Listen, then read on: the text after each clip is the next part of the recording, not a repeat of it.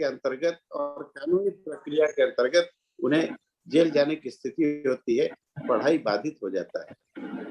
हम सब लोग मन के अंदर कहीं न कहीं संकल्प लें कि यदि जब हमारी मृत्यु होती है तो इस शरीर को भगवान को अर्पित कर दें, कॉलेज को अर्पित कर दें। इसकी बहुत सारी कानूनी प्रक्रिया भी है। वो आपको मैं बताना चाहता हूँ कि कोई भी व्यक्ति चाहे अपने बॉडी को नॉर्मली दान नहीं कर सकता है, जब तक कि उसके परिवार की सहमति ना हो। परिवार के सभी लोगों की सहमति आवश्यक होती है। मेडिकल कॉलेज में भी अभी तक एक सिस्टम डेवलप नहीं किया है कि आप बॉडी डोनेट करें और वो ले लें। क्योंकि इस ढंग की स्थिति बहुत कम आती है, साल में 1-2 भी मुश्किल से इस ढंग के डोनेशन मिल पाते हैं।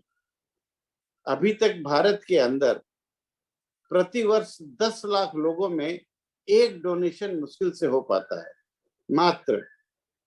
स्पेन हमारे बगल की कंट्री है, यूरोपियन कंट्री है, वहां 10 लाख लोगों में 35 लोगों का बॉडी डोनेशन हो पाता है। इसकी जागरूकता यदि हम लोग बढ़ाएंगे तो आने वाले समय में जो विद्यार्थी कॉलेज से डॉक्टर होकर निकलेंगे, उनको एक बड़ी सुविधा होगी। अभी तक ऑर्गन डोनेशन, बॉडी डोनेशन को लेकर मेडिकल कॉलेजेस में भी पढ़ाई नहीं होती। मेडिकल कॉलेज में जो पढ़ाई होनी चाहिए उसके उनके पाठ्यक्रम में लागू नहीं है।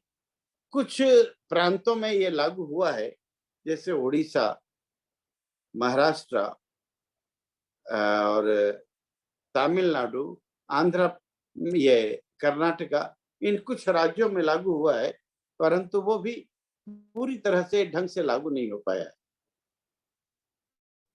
डेथ के बाद बॉडी को हम लोगों ने पटना के अंदर अभी इस प्रक्रिया को शुरू किया और अभी कुल मिलाकर 6 बॉडी डोनेशंस हुए। अभी तक कोई प्रक्रिया भी नहीं थी। घर के अंदर जब किसी का देहांत होता है, वो संकल्प पत्र भरे हैं, उनके परिवार की इच्छा है कि हम देह दान करें, तो वैसी स्थिति में एक तो परिवार अपने परिजन के देहांत के कारण दुखी रहता है, उसको मेडिकल कॉलेज में हैंडओवर करना, उसके साथ वहाँ की प्रक्रिया क्या हो, कहीं हॉस्पिटल के अंदर उनके पर आप गए बॉडी को लेकर और 10 घंटे बैठा दे, ये स्थिति आज तक की बनी हुई थी। हॉस्पिटल के अंदर भी एक एसओपी, यानी कि किस ढंग की प्रक्रिया हॉस्पिटल के अंदर हो ताकि उन आए हुए डेड बॉडी का सम्मान भी हो सके, उनके जो परिवार के दुखी जन आए हैं साथ में, उनकी भी चिंता हो सके। तो हम लोगों ने यहाँ पर एक नया प्रयास किया है कि हॉस्पिटल में जब जाएगा तो वो एनाटॉमी विभाग वो उस बॉडी को रिसीव करेगा और रिसीव करने के पश्चात एक छोटी सी श्रद्धांजलि सभा रखेगा, जिसमें कि वो बॉडी के साथ माल्यार्पण वगैरह करके और बॉडी को फ्री कर पाएगा वो, और हैंडओवर करके सर्टिफिकेट उनको देगा। इसमें एक प्रॉब्लम आई है जो आप सबसे शेयर करना चाहता हूं कि नॉर्मली जब डेथ होती है तो हम घाट पर जाकर, स्मशान घाट पर उसको जलाते हैं। वहां पर नगर निगम या नगर पालिका का स्टाफ बैठता है जो एक सर्टिफिकेट आपको देता है कि इस व्यक्ति का आज देहांत हुआ है और इस घाट पर जलाया गया है। ऐसी प्रक्रिया अभी तक मेडिकल कॉलेज में वैसी बॉडी को देने पर नहीं बनी थी।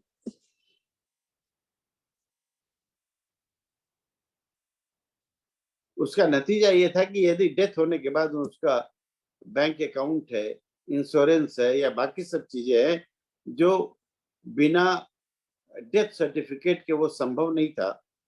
हम लोगों ने फिर यहाँ पर नियम में बदलाव की कोशिश करने की कोशिश की है कि हॉस्पिटल से एक डेथ सर्टिफिकेट मिले कि ये बॉडी डोनेट हुई और इस व्यक्ति का ये नाम है, ये इसका आधार नंबर है, ऐसा करके उसे उस परिवार को मिल जाए, ताकि एक सर्टिफिकेट उसके आधार पर नगर निगम या नगर पालिका से निकाला जा सके। आज भी इंडिया के अंदर कुल मिलाकर 1500 से कम ही बॉडी डोनेशंस हुए हैं पिछले कुछ सालों में। आपको पता है कि बंगाल के जो मुख्यमंत्री थे ज्योति बसु, उन्होंने अपना बॉडी डोनेट किया था। वैसे ही बीजेपी के बड़े नेता थे, उनका नाम था, देखिए उनका नाम था, ध्यान आता है तो बताता हूँ, उन्होंने भी अपना बॉडी डोनेशन दिल्ली में किया था। बिहार के अंदर भी ये सिलसिला अब धीरे धीरे शुरू हुआ है। 2 दिन पहले ही यहाँ पर एक 75 साल के व्यक्ति अपने जन्म दिवस पर एक संकल्प पत्र भरकर हम लोगों को उन्होंने दिया कि जब भी मेरा देहांत होगा तो मैं एक अपने बॉडी को डोनेट करने की स्थिति रखता हूं और परिवार को अवगत कराता हूं। फरमानिया जी ने एक बात पूछी थी कि जांच, इसको प्रक्रिया क्या होगी, प्रोसेस क्या होगा। एक बात की, जो आज हम संकल्प लेते हैं इसका मतलब ये नहीं है कि आज ही मेरा देहांत हो गया। देहांत तो कब होगा, कहाँ होगा, किसी को कुछ पता नहीं है। परंतु संकल्प पत्र भरने के बाद उसे एक सर्टिफिकेट इशू किया जाना चाहिए। वो सर्टिफिकेट कि आपने कभी संकल्प पत्र भरा था जिसके आधार पर आपने एक कमिटमेंट जो है समाज से किया है, ऐसा एक बोध उनको हो। हर साल 1.5 साल पर वैसे लोगों के साथ एक गेट टुगेदर हो, चाहे वो फिजिकल हो या ऑनलाइन हो।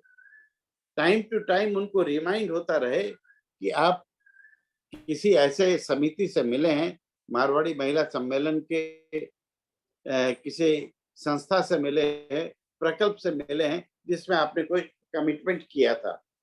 इसका लाभ क्या होगा कि उनके मन में, उनके परिवार के मन में ये बात हमेशा रहेगी कि इन्होंने ऐसा कुछ संकल्प लिया है।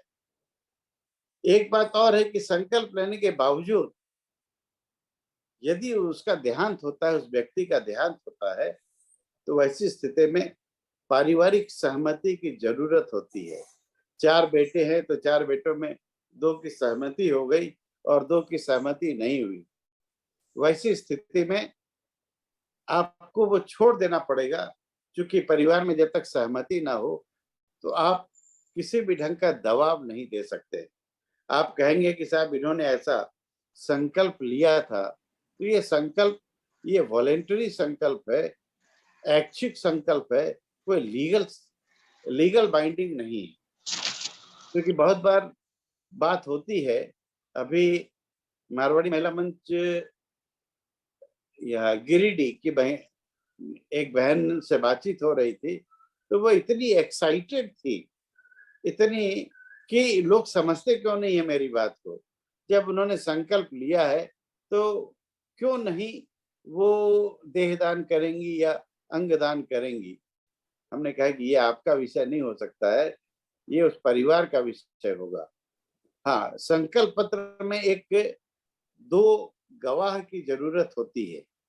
वो गवाह परिवार में जो इमीडिएट बेनिफिशियरी है, जो तुरंत परिवार में डेथ के बाद जो लाभार्थी है, लाभार्थी जो भी परिवार के सदस्य हो, चाहे पति है तो पत्नी हो सकती है, बेटे हो सकते हैं, जो भी हो, उनका कंसेंट संकल्प पत्र में होना जरूरी है।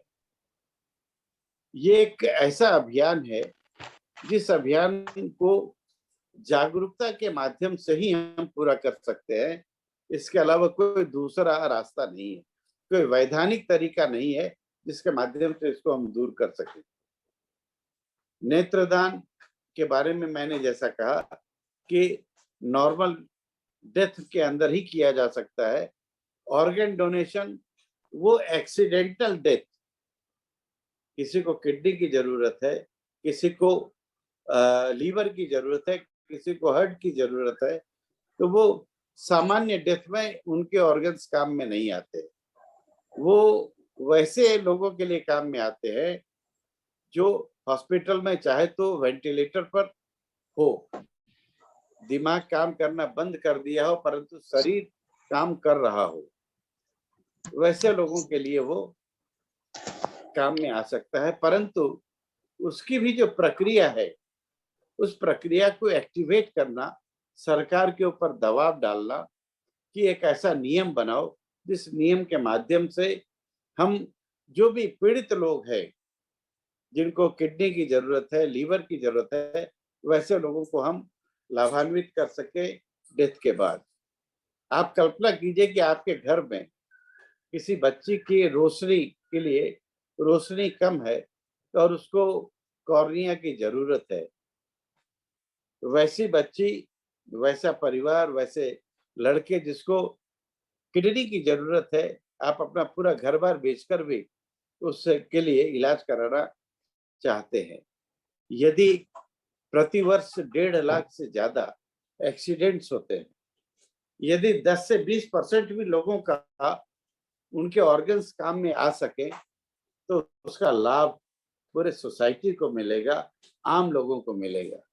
अभी आप सुनते होंगे अपने समाज के लोग खासकर कि 50 लाख रुपए में, 1 करोड़ रुपए में एक किडनी बिकती है। किसी भी गरीब को हम अलग से हायर करके, अलग से रिलेशन बनाकर उनसे किडनी या लीवर वगैरह खरीदते हैं। ये पूरी तरह से गैर कानूनी, परंतु समाज के अंदर इस ढंग के रैकेट्स चलते रहते हैं, जिससे कि बचने का एक ही तरीका है कि हम सब लोग ज्यादा एक्टिवेट हो, ज्यादा सक्रिय हो और ज्यादा सक्रिय होकर इन कामों को कर सके।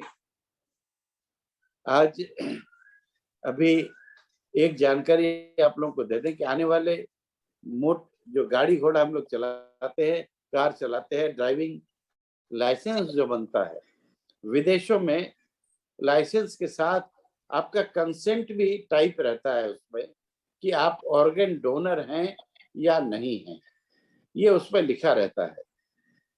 कारण क्या है कि जब एक्सीडेंट होती है तो एक्सीडेंट जहां होती है वहां पर परिवार होगा कि नहीं होगा किसी को नहीं पता होता है। जहां पर एक्सीडेंट हुआ, जिस हॉस्पिटल में गए, उसके ड्राइविंग लाइसेंस से पता चल जाता है कि उसको ऑर्गन उसने कमिट किया है ऑर्गन डोनेशन को लेकर, तो वहां पर फिर उनको रिट्रीव किया जा सकता है।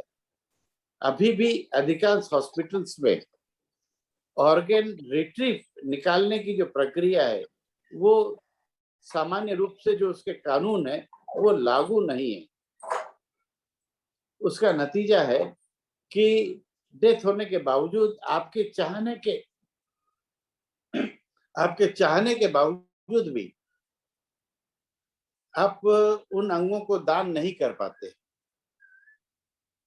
और उस समय बहुत अफसोस रह जाता है कि ऐसा कुछ हुआ।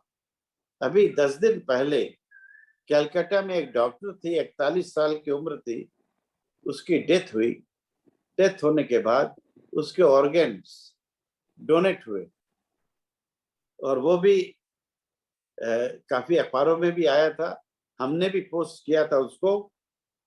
वो 41 साल की डॉक्टर, उसका ऑर्गन, किडनी, हार्ट, सब चीजें काम में आई, आंखें। तो डेथ किसकी कब होगी किसी को पता नहीं, परंतु डेथ के बाद आपका अंग किसी के काम आ जाए तो ये बड़ी बात होगी। हमारे मित्र है एक अमेरिका में, उनका 17 साल का बेटा एक कार एक्सीडेंट में मारा गया। उसके हॉस्पिटल ने उनसे रिक्वेस्ट किया कि इसकी बॉडी को डोनेट कर दीजिए। उस डोनेशन से बहुत सारे लोगों को मदद मिलेगी।